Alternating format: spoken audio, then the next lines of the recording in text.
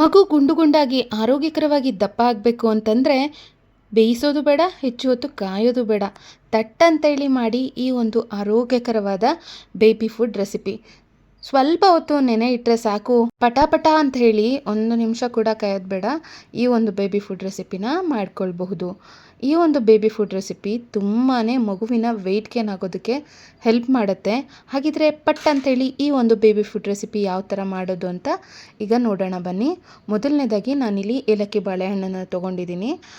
ಮಕ್ಕಳಿಗೆ ಬಾಳೆಹಣ್ಣನ್ನು ಕೊಡ್ಬೋದಾ ಅಂತಂದರೆ ಖಂಡಿತ ಕೊಡ್ಬೋದು. ಈ ಕಾನ್ಸ್ಟಿಪೇಷನ್ ಪ್ರಾಬ್ಲಮ್, ಮಲಬದ್ಧತೆ ಪ್ರಾಬ್ಲಮ್ ಎಲ್ಲ ಆಗುತ್ತೆ ನೋಡಿ ಕೆಲವು ಮಕ್ಕಳಿಗೆ. ಸಾಲಿಡ್ ಫುಡ್ಸ್ನೆಲ್ಲ ಕೊಡಬೇಕಾದ್ರೆ ಹೊಟ್ಟೆ ಹಿಂಡಂಗೆ ಆಗೋದು, ಮುಕ್ಕೋದು, ಈ ಥರ ಎಲ್ಲ ಮಾಡ್ತಾರಲ್ಲ. ಈ ರೀತಿ ನೀವು ಈ ಬೇಬಿ ಫುಡ್ ರೆಸಿಪಿನ ವಾರದಲ್ಲಿ 1-2 ದಿನ ಮಾಡಿಕೊಟ್ರೆ ಅದು ಯಾವ ಪ್ರಾಬ್ಲಮ್ಮು ಕೂಡ ಬರೋದಿಲ್ಲ.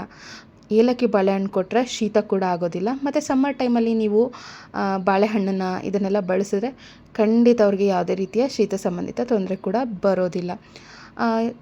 ಪಚ್ಚಬಾಳೆಹಣ್ಣು ಬೇಡ ಅಂತನೋರು ಏಲಕ್ಕಿ ಬಾಳೆಹಣ್ಣನ್ನು ಬೆಸ್ಟ್ ಬಳಸಿ. ಮಕ್ಕಳಿಗೆ ಒಳ್ಳೆಯದು ಅಂದರೆ ಏಲಕ್ಕಿ ಬಾಳೆಹಣ್ಣು. ಏಲಕ್ಕಿ ಬಾಳೆಹಣ್ಣನ್ನು ನೋಡಿ ಸಿಪ್ಪೆ ತೆಗೆದು ಕಟ್ ಮಾಡಿ ಒಂದು ಬ್ಲೆಂಡರ್ ಜಾರ್ಗೆ ಹಾಕ್ಕೊಂಡಿದ್ದೀನಿ. ಇವಾಗ ಅದ್ರ ಜೊತೆಗೆ ನೋಡಿ, ಈ ಒಂದು ರೆಸಿಪಿನ ನೀವು ನಾಳೆ ಮಾಡ್ತೀರಾ ಅಂತ ಅಂದ್ಕೊಂಡಿದ್ರೆ ಓವರ್ ನೈಟ್ ಫುಲ್ಲು, ಅಂದರೆ ಈಗ ನಾಳೆ ಬೆಳಗ್ಗೆ ಟೈಮ್ ಮಾಡ್ತೀರಾ ಅಥವಾ ಇವತ್ತು ಸಂಜೆ ಟೈಮ್ ಮಾಡ್ತೀರಾ ಅಂದರೆ ಬೆಳಗ್ಗೆನೇ ನೆನೆಸಿಟ್ಬಿಡಿ. ಬಾದಾಮಿನ ನೆನೆಸಿಟ್ಟು ಬಳಸೋದ್ರಿಂದ ತುಂಬ ಚೆನ್ನಾಗಿ ಡೈಜೆಷನ್ ಮಾಡ್ಕೊಳ್ತಾರೆ. ಮಕ್ಕಳ ಬ್ರೈನಿಗೆ ಬುದ್ಧಿ ಚುರುಕಾಗೋದಕ್ಕೆ ಬಾದಾಮಿ ಅನ್ನೋದು ಸಹಾಯಕ ಆಗುತ್ತೆ. ಅದಷ್ಟೇ ಅಲ್ಲ, ಅವ್ರ ವೆಯ್ಟ್ ಗೇನ್ ಆಗೋದಕ್ಕೂ ಕೂಡ ಇದು ತುಂಬಾ ಸಪೋರ್ಟ್ ಮಾಡುತ್ತೆ. 4 ಬಾದಾಮಿಯನ್ನು ನೆನೆಸಿಟ್ಟು ಅದ್ರ ಸಿಪ್ಪೆನ ತೆಗೆದು ಹಾಕ್ಕೊಂಡಿದ್ದೀನಿ.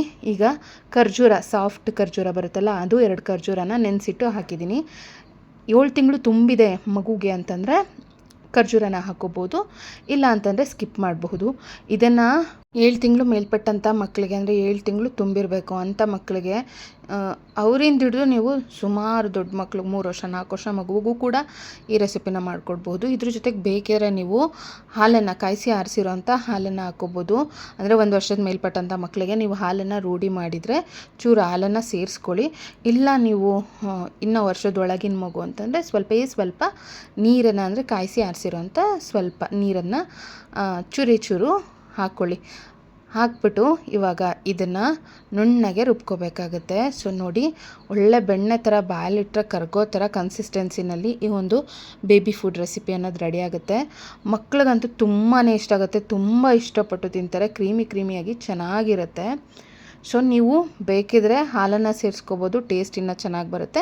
ಚೂರು ಇದು ನುಣ್ಣಗಾಗಬೇಕಲ್ಲ, ಹಾಗಾಗಿ ಚೂರು ನೀರನ್ನು ಹಾಕ್ಕೊಳ್ಳಿ. ಜಾಸ್ತಿ ನೀರು ಥರ ತೆಳು ಎಲ್ಲ ಮಾಡ್ಕೋಬೇಡಿ.